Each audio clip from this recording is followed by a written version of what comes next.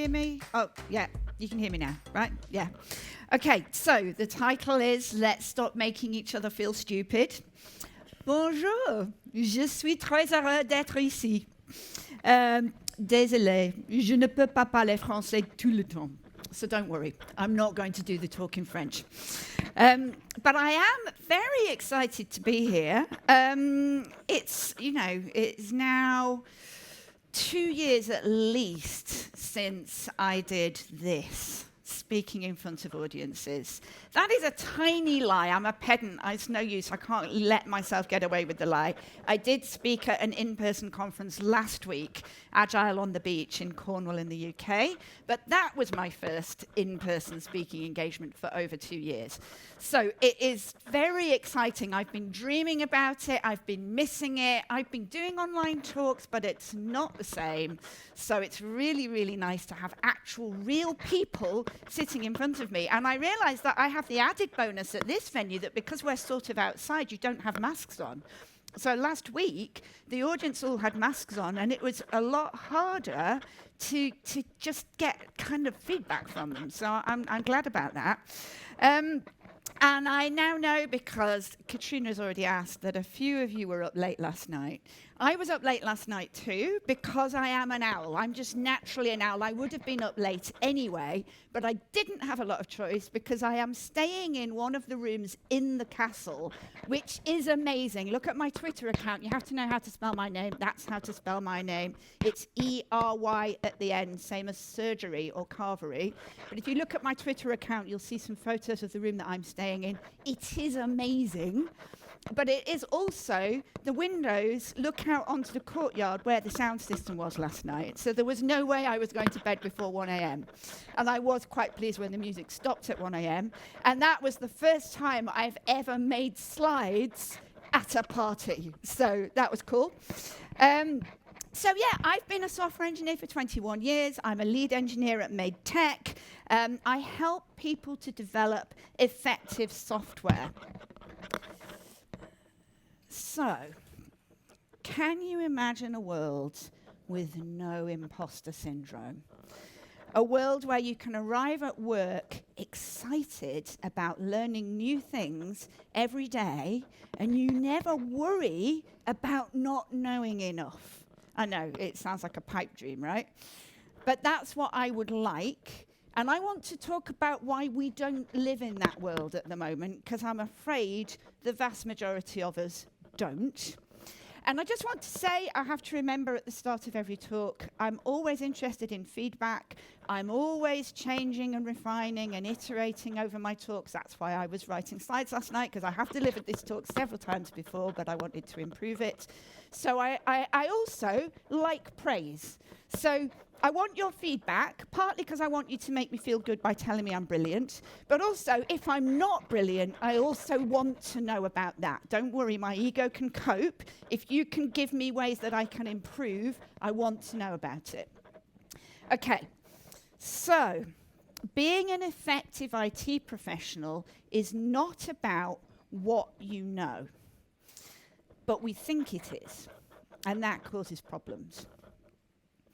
So what I'm going to do is I'm going to talk about 10 problems that I see that stand in the way of the dream that I described at the start. I'm going to talk about these 10 problems, and for each one I'm going to talk about the impact that it has, but I'm also going to talk about what we might be able to do to make things better. So I'm going to talk about our habit in this industry of judging one another for the knowledge that we hold. I'm going to talk about our habit of laughing at each other based on what we do or don't know. I'm going to talk about our habit of talking in jargon. I'm going to talk about the reluctance that I see in a lot of teams and companies to take on the responsibility for training up juniors. I'm going to talk about gatekeeping, which is where we're only letting certain people through the gates into the hallowed halls of the IT industry. I'm going to talk about the idea of Rockstar developers, which is the idea that there are special individuals that are better than everyone else, and that this is something we should aspire to. I don't agree. And I'm going to talk about the habit that we have as individuals of thinking that everybody else knows more than we do. I'm going to talk about the habits that we often have of hiding what we don't know and feeling like we can't be honest about that. I'm going to talk about the fact that seniors in our industry often feel like they are supposed to know more than everybody else and the problems that that causes. And I'm also going to talk about the assumption that technology is the hardest part of this job and this industry, because actually it isn't. It's the people. Okay. So, if you're comfortable, I'm going to ask you now to close your eyes, because I'm going to tell you a story, and I want you to focus on what I'm saying. Fermez les yeux.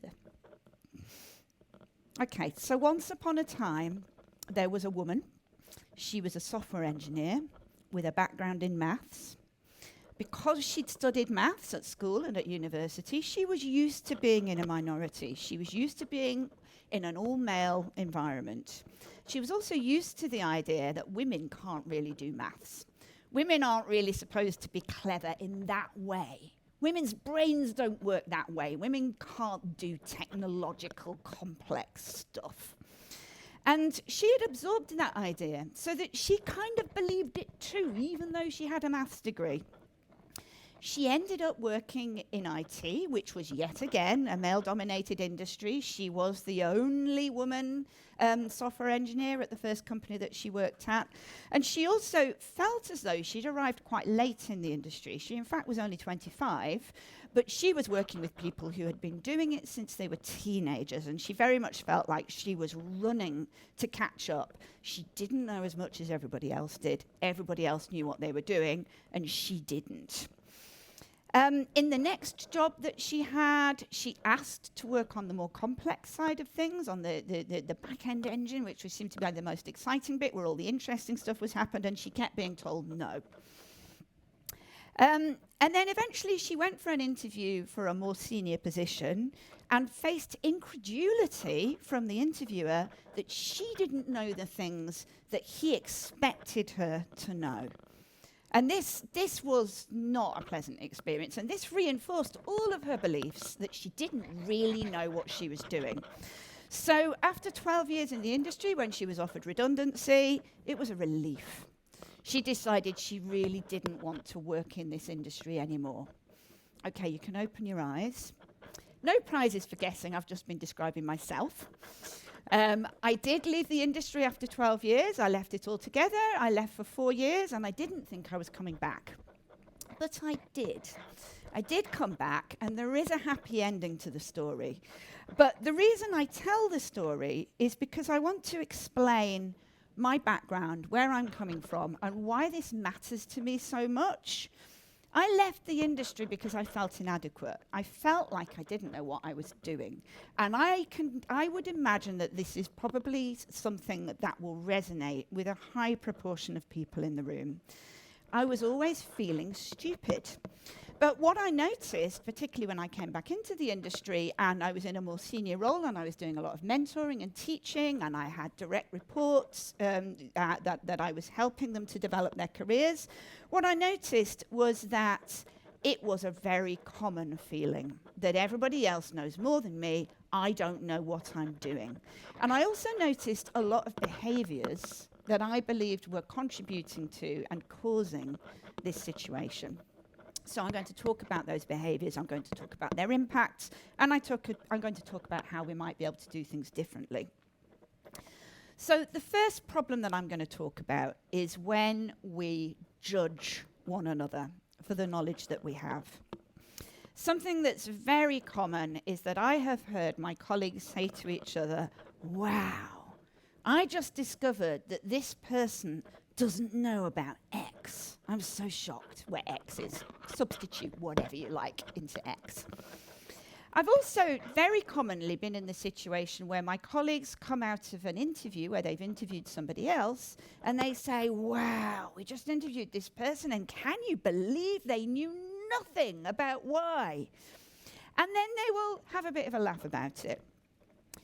But basically, this is very, very common that we express incredulity that somebody we've come across in the industry doesn't know about something that we think they should know about.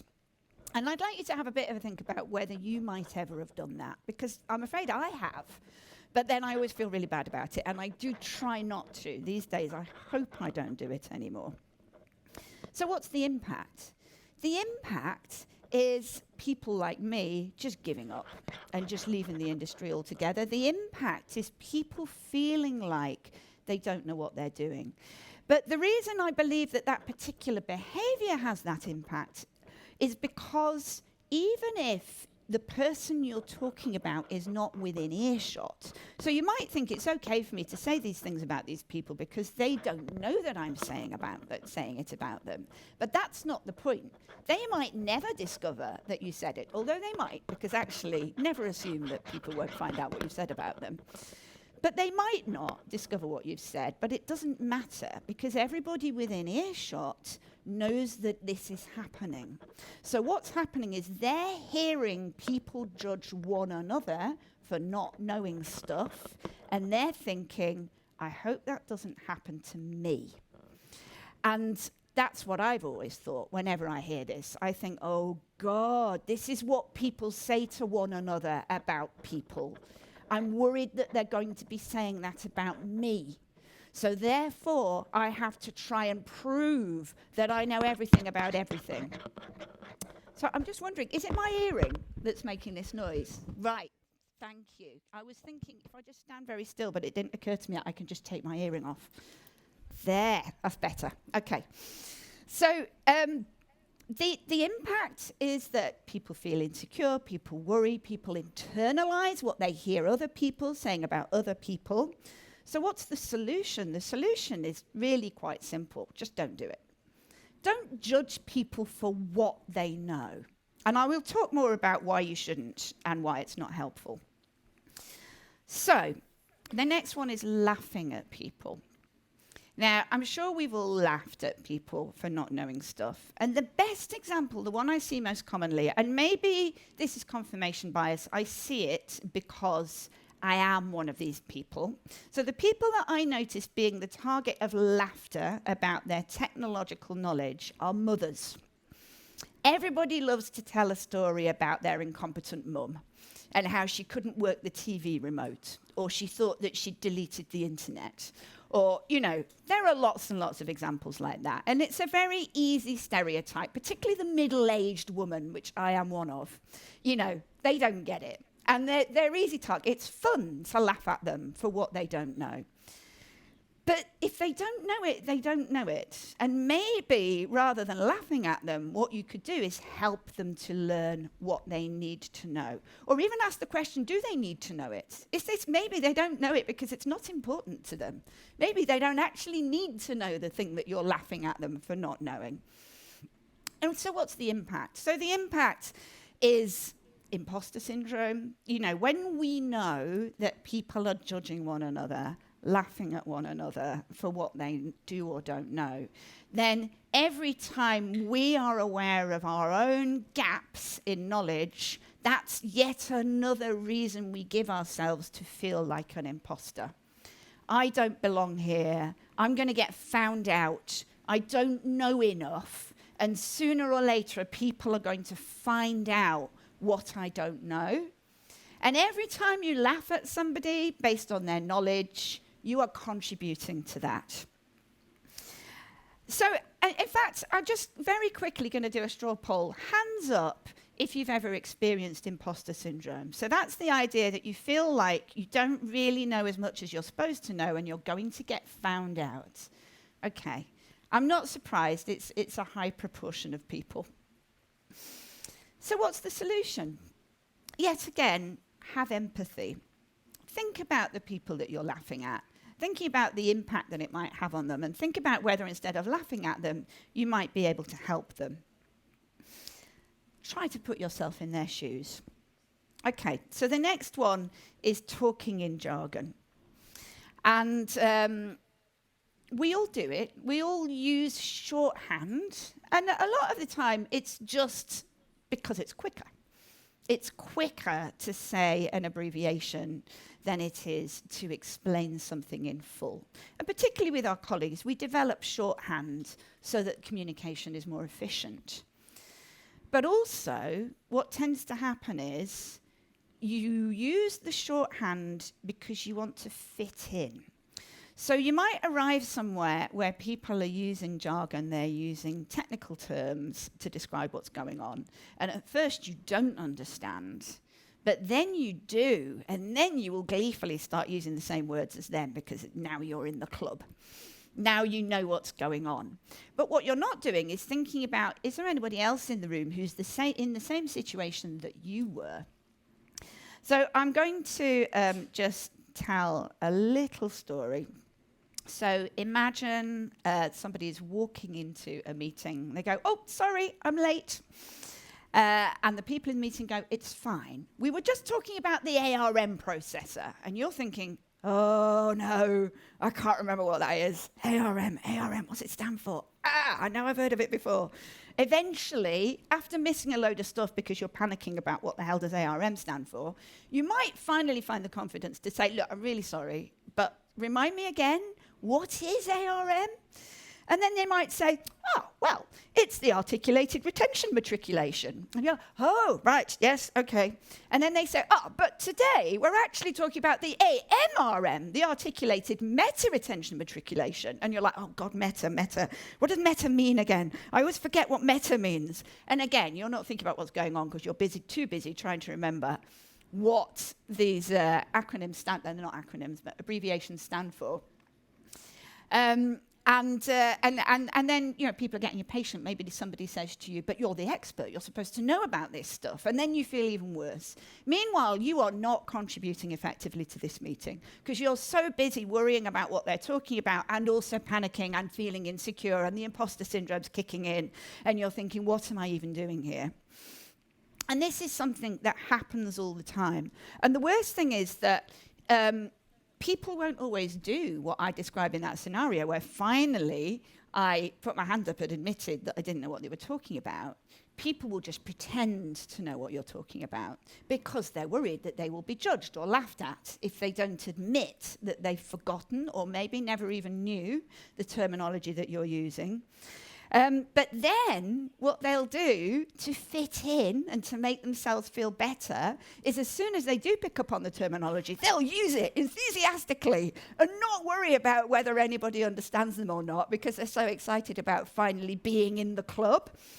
And then other people don't understand them, but they don't admit to it. They pretend they do. Meanwhile, you've got a bunch of people thinking that they're communicating with one another and not actually communicating at all. So the solution is to pay attention, check in. Are people understanding you? They might be, and that's fine. But are people looking a bit confused? And what I often do is I try to avoid abbreviations and initials. I will use the longhand for things. It only takes another second quite often. And rather than worry about whether people understand me, I will clarify what I'm talking about. At the very least, I will check in.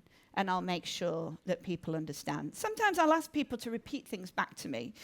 That you have to be careful because that can end up being quite patronizing and teacherly, and I do have a bit of a tendency to teacherliness. But if you're trying to explain something to somebody, you can say, can you just play that back to me just so that we can both check that I've explained it correctly, rather than implying that there might be anything wrong with them. Have I explained it correctly? Okay, so the next one is this reluctance that we see in the industry to train juniors. And I have heard so many people say, but I don't have time. It's too hard. It slows us down.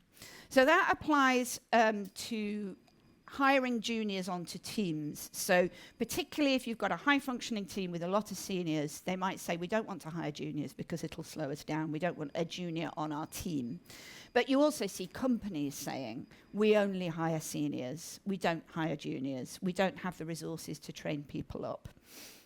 So the impact is kind of obvious. It's a skills shortage.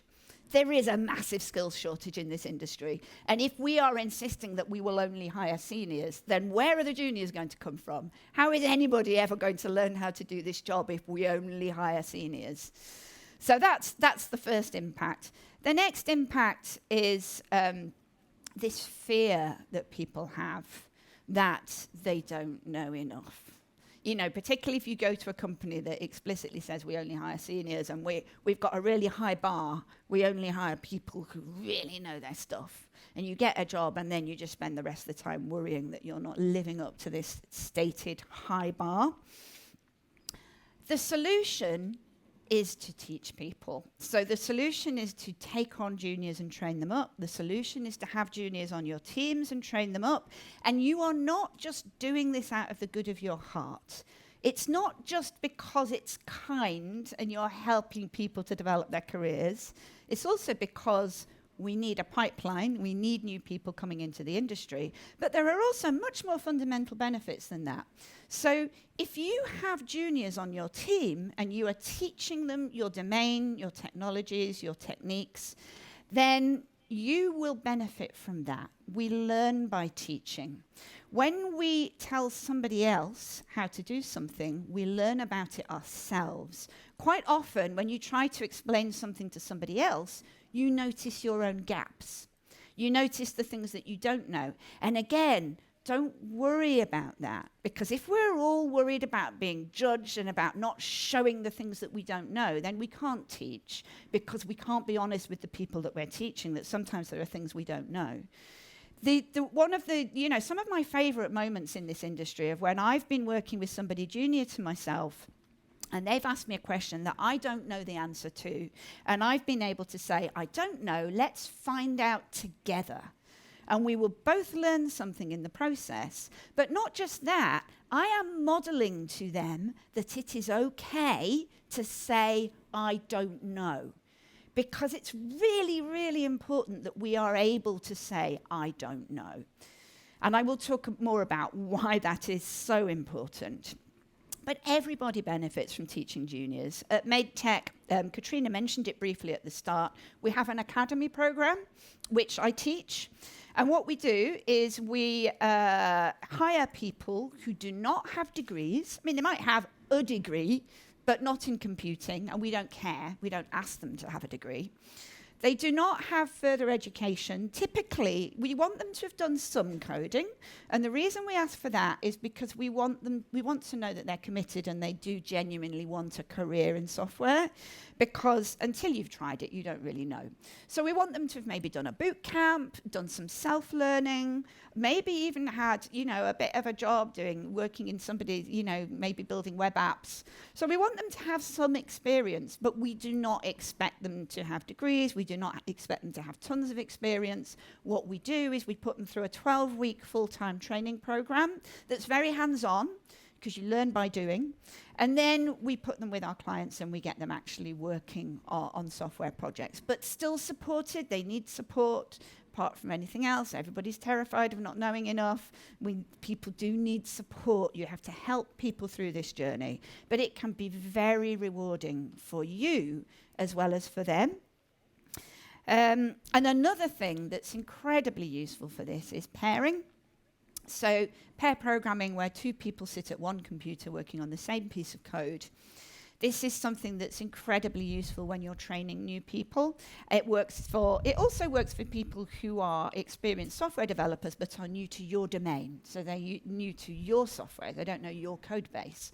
If you sit together with somebody and learn together, then you discover very quickly where their knowledge gaps are. You can demonstrate to them how you do things in your team. And you also, again, learn by teaching. I actually have a whole other talk called Teaching New Tricks, which is all about all of the different techniques you can use to teach people, but I'm not going to have time to go into all of that today. But just to say, encourage learning, build a culture of learning where everybody celebrates learning, where everybody assumes that learning is part of the job and nobody is embarrassed about it. Everybody can ask questions. People are encouraged to ask and answer questions. So this is about this whole thing about learning. I just put this in here because I love it. I know there's a lot of words on the screen, so I'm just going to quickly run through this XKCD cartoon.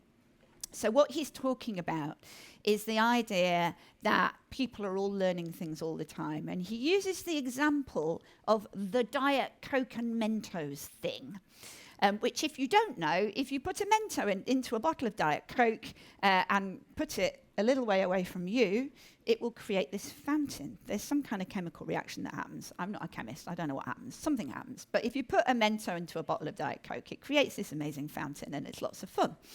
And what he does some really quite spurious maths, but he theorizes that based on his idea that by the time everybody is 30 years old, they will finally have, at some point, have found out about the Diet Coke and Mentos thing.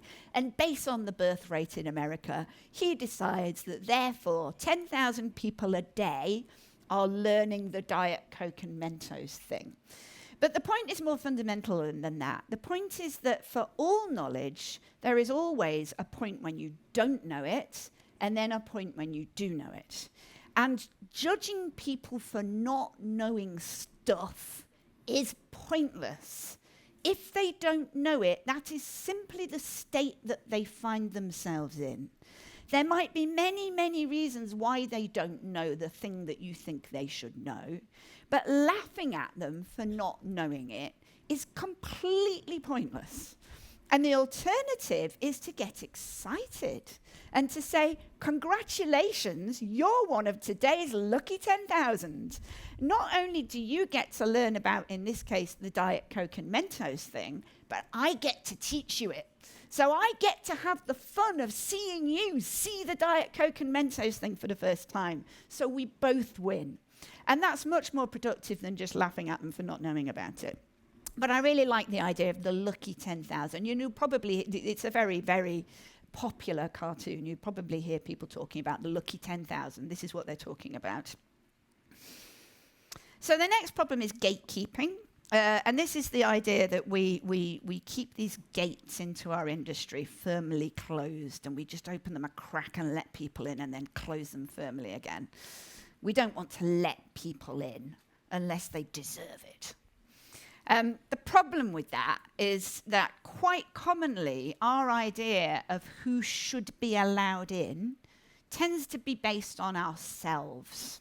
So we're not conscious of it. I'm sure you will have heard people talking about unconscious bias. Sometimes we are conscious of it. Sometimes we'll codify it. We'll say, we want people who will get on with us, people who will fit in. But what you really mean when you say, I want people who will fit in, is you say, what you mean is, I want people like me. And if you are a white man, then you're just looking for more white men.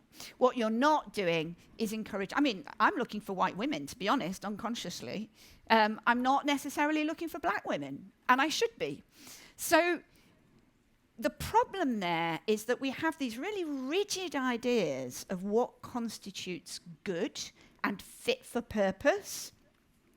And the impact is that we then start moaning that we can't find the right people, that we can't recruit. Well, of course we can't recruit, because we're looking for people like us, and there is a finite number of people like us. And if instead what we say is we are looking for people who have aptitude. So this gets to the core of what I'm talking about, because I've been talking about knowledge. I've been talking about ways that you can share knowledge. I've been talking about ways that you can give people the knowledge that you want them to have. But knowledge is, like I said before, it's just stuff you know, and until you know it, you don't know it. And not knowing it just means you haven't learnt it yet. It's just stuff. That's not actually what's important. What's important is whether you are able and willing to learn stuff. So it's actually about aptitude and attitude. I'm not going to claim that every single person in the whole world could become an amazing software developer. But what I am going to claim is a lot more people could do that than we think, if we give them the opportunity. So when we're recruiting, rather than asking people, do you know A, B, C, D, E, F, G, and H, ask people, what do you know? What can you do? Tell me your best skills. Tell me what's impressive about you. And you will find people bringing things to the table that you hadn't even thought of, that you didn't even know you needed, but that you're excited to have. And you're giving people the opportunity to be individuals. And you're also acknowledging that people can learn stuff. They can learn it on the job. And nobody ever arrives in a team knowing every single thing that all the other team members know. We all know that. We all know we have to do onboarding. People have to learn domains. Well, take that idea and just extend it a little. There are a lot of things that people can learn on the job. And when you have that attitude, then suddenly the pool of people that might be good enough for you becomes a lot bigger. Okay, because the range of knowledge in our industry is very wide. It's very wide. It's this big. So I guarantee I could find 2 people in this audience who are experienced professionals, senior IT professionals, and I apologize, I know I tend to talk about engineers all the time because I am an engineer. I'm not necessarily just talking about engineers. But you could have 2 very experienced, highly proficient industry professionals who do not know the same things as each other, who do not even closely know the same things as each other, and might well laugh at each other for not having heard of a particular thing. Because this industry is gigantic. It is impossible to know all the things. And we have to accept that, because not only is it true, it's constantly increasing. So the number of technologies, the number of domains, the number of skills, the number of tools is constantly growing. And not only is it growing, it's accelerating. So it is impossible for one person to know all the things. So just forget that. Stop worrying about what people know. Think about what they can learn. I now, after 21 years, have realized that I can learn any language. I've lost count of how many languages I have programmed in. It is a lot. I am not expert in any of them. Not now, because at the moment I'm not working directly on any one project. So I'm just not. I am not an expert in any one language, but I know a lot of them, and I know that I can learn what I need to do. I can hit the ground running. I can get up to speed really quickly because I've proved it to myself over and over again. I forced myself into those situations where I was out of my comfort zone. But if we encourage one another to do that, then it will be less painful than it has been a lot of the times for me when I've done that. Okay, so I'm running out of time, so I'm going to very quickly say that the idea of the Rockstar developer who's better than everybody else is not helpful. Stop it. You don't want Rockstar developers. They don't help your teams. What actually tends to happen is everybody thinks they're amazing and goes like this. They have to do all the work. The knowledge gets stuck in their brain. They're so busy doing it, they don't have time to teach it to anybody else. They become a silo. They become a bus factor, high bus factor. That's the idea that if they got run over by a bus, your team would suffer. Then it's not useful. You want the knowledge to be shared, the expertise to be shared. You want every team member to be important. You don't want one person to be more important than the others. Now, this is a really important one. This is when we all think that everybody else knows more than we do. And I have this really, I love these slides. So these faces are all ex-colleagues of mine when I was working at ThoughtWorks. And I managed to persuade them to have their photos taken at an evening event one night. Now, in the middle, that's me. You're forgiven for not recognizing me because I'm always changing my hair, but that is me. And that is me panicking and feeling confused when faced with an internal, I can't think what to call it, a kind of email group. Called Software Dev that exists in ThoughtWorks. Anybody who's worked at ThoughtWorks might have heard of it or will probably know it.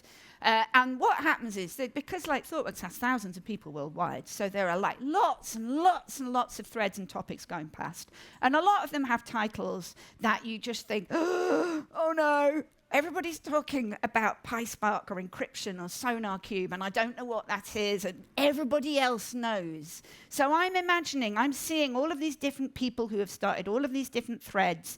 I'm imagining them all as supremely happy and confident, and they all know stuff that I don't. But guess what? I'm thinking that, but so is Andy.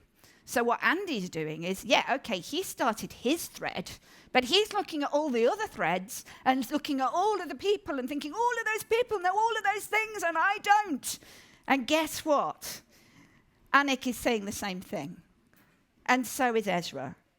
And so is Georgia. And Ileana. And John. Kirsty. Mircea. Rob. Scott, they are all thinking the same thing, because what people do is they multiply it. They look at lots of topics with lots of people, and they erroneously draw the conclusion that all of those people know all of those things. Where in fact, the people only know the things that they're contributing to. They all have gaps in their knowledge too. And it's really, really important to remind yourself of that. That yes, people all have areas where they're confident, and so do you, but they also have areas where they're not confident. And it's not true that all the people know all the things. And the impact is obviously that we're just panicking all the time, we're worrying that we don't know enough stuff. The solution is think back, remember that wheel, remember those faces. Every single one of those people, bless them, agreed to let me take their photo, looking confused and looking confident, which after they'd had a drink, a lot of them, I don't know, how do I look confident? I don't know how to look confused, but they managed it. Remember those faces. There are always times when other people feel confused. Nobody knows everything.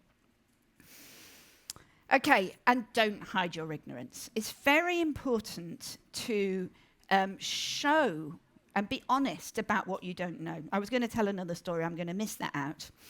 Quite often what we'll do is we'll kind of project this sheen of knowledge to protect ourselves so that people don't judge us and don't spot that there's stuff that we don't know. And it limits you and it limits others, because it doesn't give people the opportunity to ask questions, and it doesn't give you the opportunity to ask questions. Teams function well when everybody knows what they need to know. There will always be times when people don't know what they need to know, and if they don't feel able to admit that and ask questions, then you can't function effectively as a team. So what I do is, if you look me up on LinkedIn, you'll see that my official title is Queen of Questions. I haven't managed to persuade Made Tech to make that my actual job title, but I am working on it. But Queen of Questions because I love to ask questions. And the amazing thing is that what I've discovered is the more questions I ask, the more respect I get. So this has been the big revelation to me in the later years of my career. The more I admit my ignorance, the more people think I'm great. They don't judge me, but there is a trick to it. So one way of asking questions is to go, "No, I'm sorry, I don't know about this thing. You tell me about this thing, please, because I'm a bit rubbish."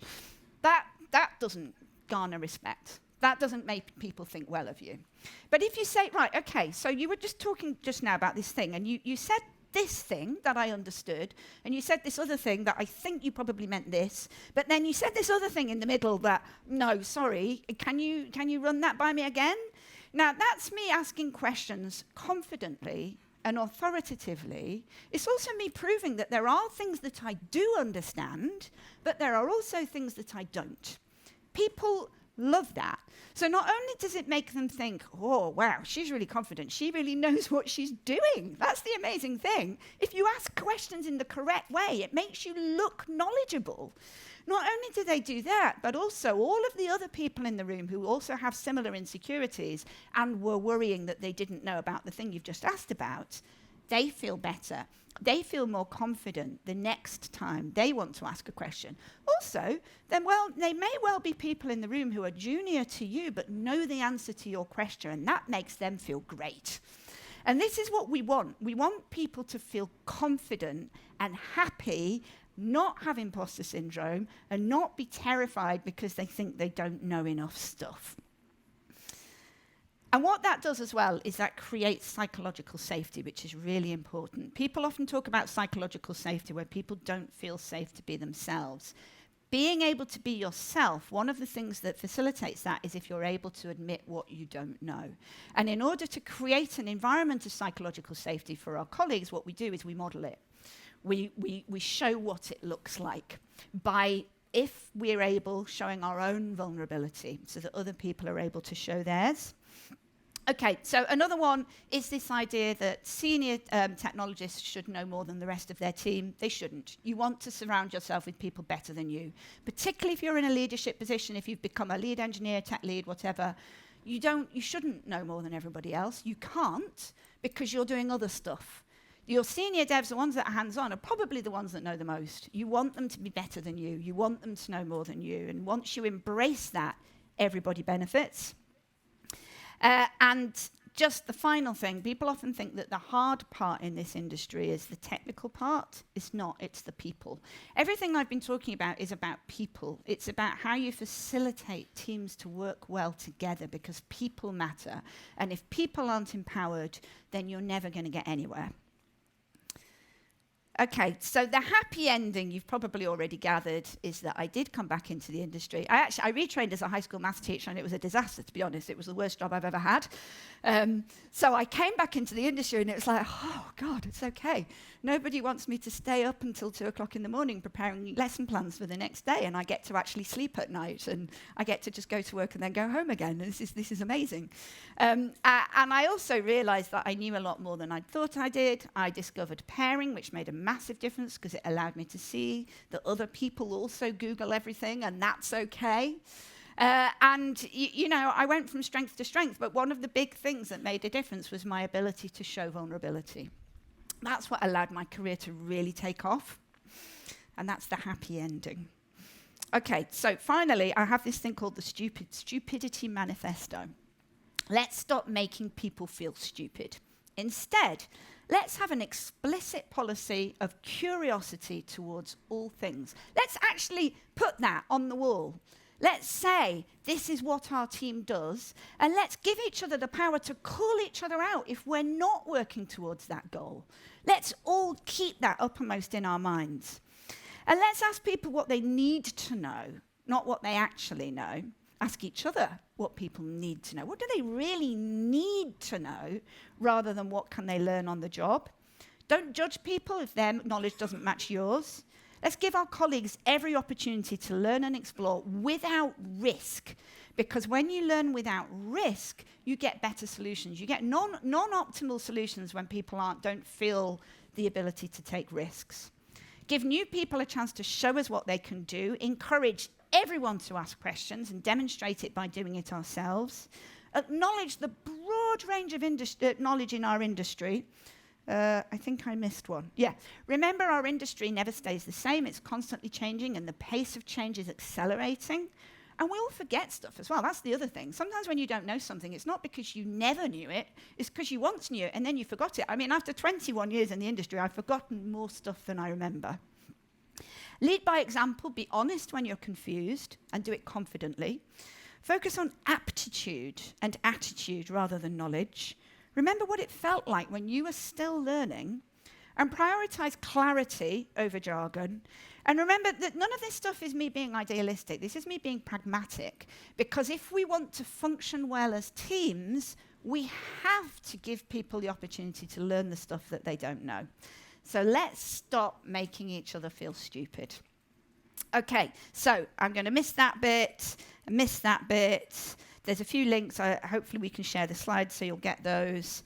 We're going to do question and discussion, but before we do that, just so I don't forget, I'm going to remind you that I host a podcast.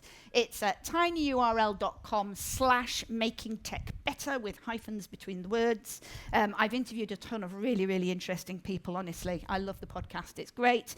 And also, we are hiring at Made Tech, so if you go to madetech.com/careers, you can find out about that. But hopefully, we've got 1 minute for questions.